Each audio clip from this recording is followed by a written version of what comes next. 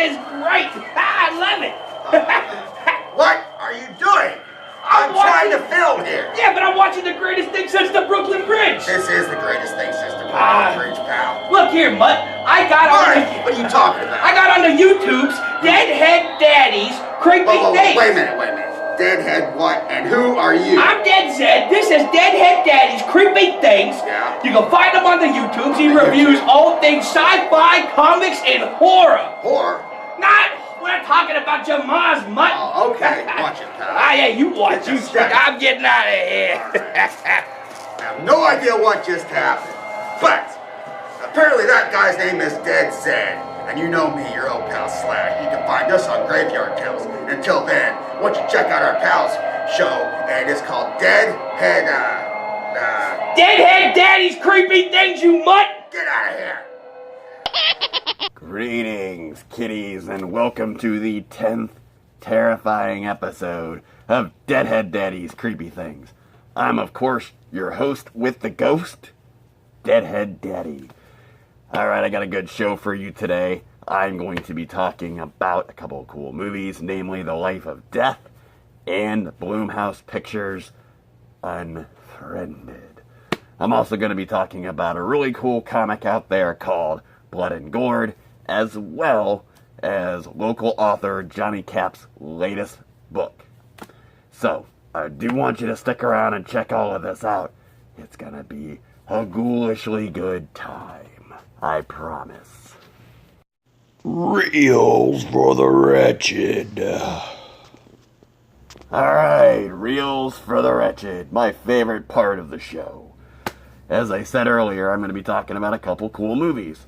First one is a documentary from the same director-producer that brought you earlier movies that I reviewed, namely Vampires and Other Stereotypes, and the Addicted to Murder trilogy.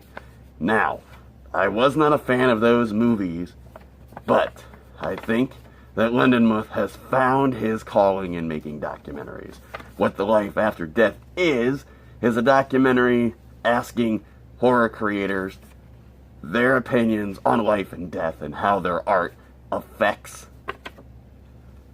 well, I should say their views on life and death affect their art.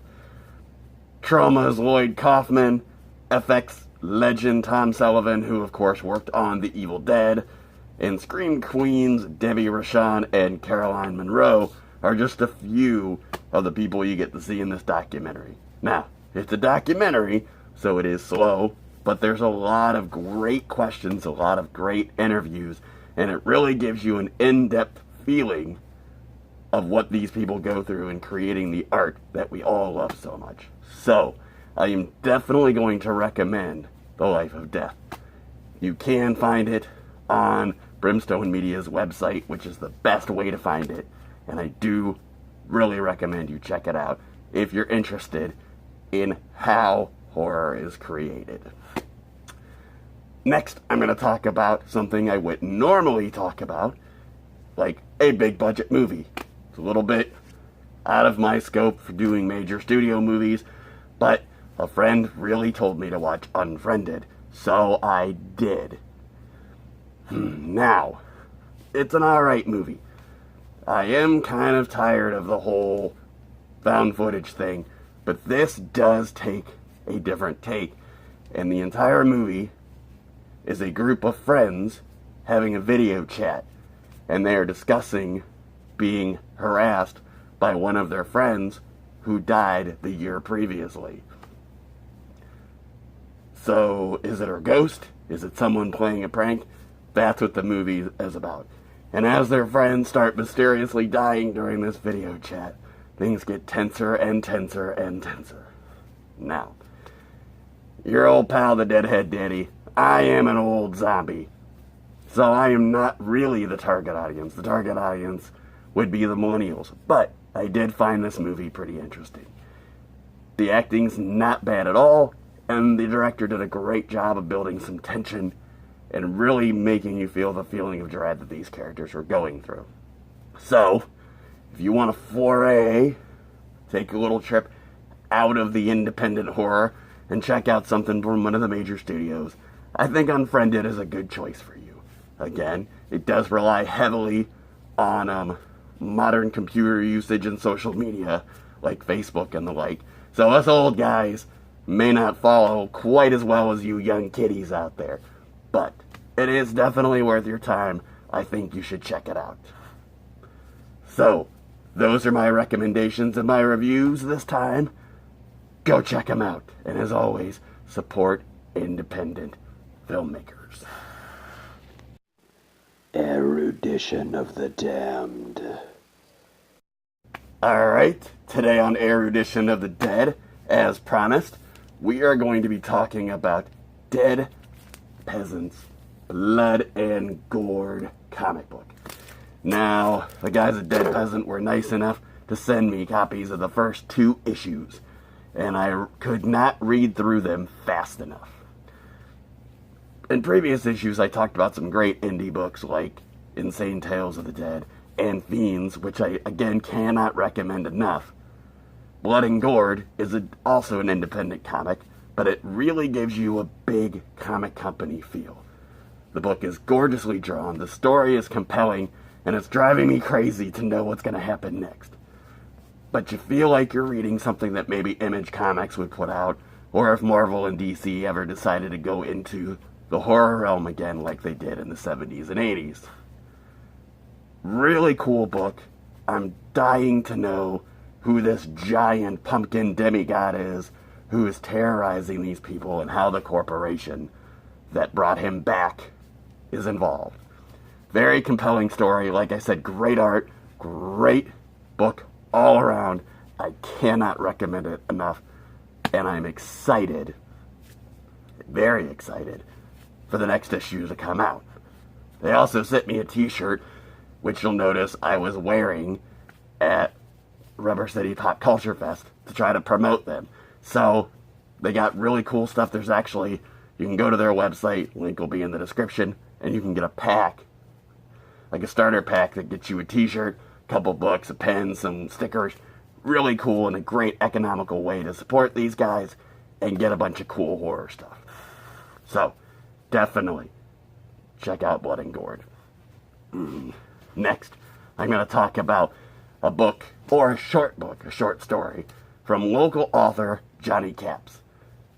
Johnny normally works in stories like espionage, science fiction, even some mythology, so this is his first horror story. It is called Mother Inferior. And Mother Inferior is a really cool little story. It's about these 2 children completely enraptured by a story their father tells them at night. So, they trudge into the sewers of the city to find out if this story is true. What they find far surpasses their biggest nightmares. That's all I'm going to tell you. I want you to check it out for yourself, and you can do so on Johnny's website, or you can get it for your Kindle through Amazon if you just type in Mother Inferior Johnny Capps. Johnny does a great way of building tension, making you feel the dread that the kids are feeling, and you kind of feel a little bad for some of the other children involved in the story. But again, I shouldn't say too much more, because it is a great book. Short little book, just about 40 pages, quick fun read. So definitely check out Johnny's Mother Inferior, and if you want to go out of the horror genre, he's got some other great books. Now, I did talk with Johnny today a little bit, and he let me know that he is working on another horror project. So I will update you on that project as details are available. So definitely keep an ear out for that. Alright. Alright, boys and ghouls, that is it for another episode of Deadheaddaddy's Creepy Things. Yes, a little shorter than usual, but I do appreciate you checking me out. If you like my YouTube videos, please subscribe to my channel. Make sure you like the videos, and make sure you share them and tell all your friends. The bigger we get, the better opportunities I'm going to have to bring you some great scares. Speaking of great opportunities, we are still airing on the Vortex channel at horrorhost.net. If you go to that website, You can look at their schedule and you'll find out exactly when we're on. So go there, go to their chat room, tell them how much you love our show, so we continue on the vortex and we get bigger and better.